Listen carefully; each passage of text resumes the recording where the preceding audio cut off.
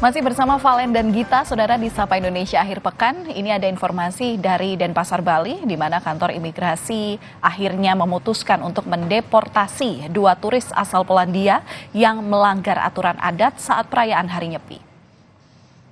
Deportasi dilakukan karena kedua turis tersebut terbukti melanggar norma dan etika.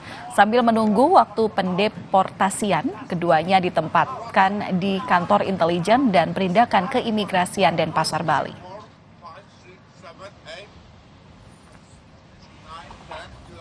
Terus selanjutnya mungkin kita akan melakukan proses deportasi.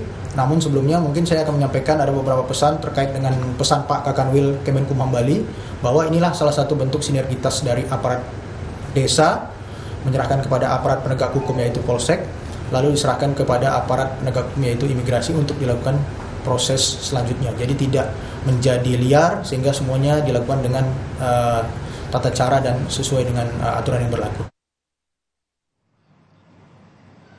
Everybody okay now. Our village open, but now our village is closed. Okay, you can call to Embassy Poland. I don't want talking. Sebelumnya 2 turis asal Polandia terlibat adu mulut dengan pecalang di pantai kawasan Gianyar, Bali. Turis asal Polandia itu melanggar aturan keluar rumah saat perayaan Nyepi di Bali.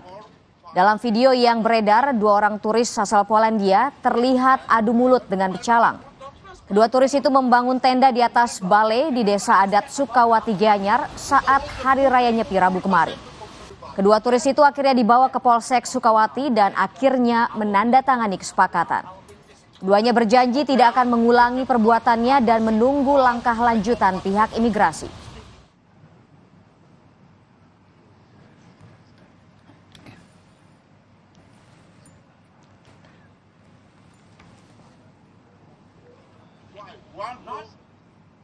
Gubernur